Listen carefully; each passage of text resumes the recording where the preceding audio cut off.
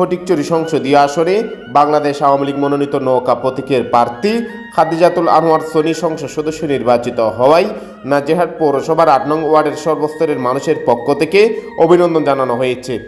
গতকাল মঙ্গলবার বিকালে নাজিরহাট থেকে বিশাল গাড়িবহর নিয়ে নবনির্বাচিত সংসদ সদস্য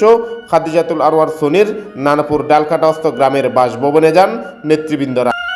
এই সময় ফটিকছড়ি উপজেলা আওয়ামী লীগের সাধারণ সম্পাদক নাজিমউদ্দিন মোহরি, চট্টগ্রাম উত্তর জেলা আওয়ামী লীগের সাবেক সদস্য সৈয়দ মোহাম্মদ বাকের, ফটিকছড়ি পৌর মেয়র মোহাম্মদ ইসমাইল হোসেনকে ফুলেল শুভেচ্ছা জানান তারা।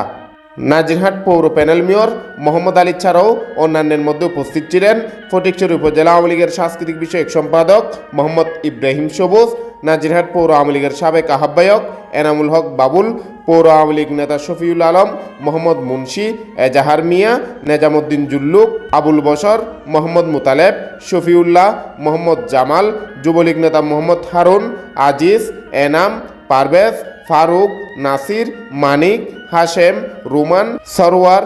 ইদ্রিস, ছাত্রলীগ নেতা রাসেল উদ্দিন, মোহাম্মদ মুমিন, সাজিদ, নেজাম মাহমুদ, ডালিম, আরিফ, হিমেল, জিকু, সোহাগ,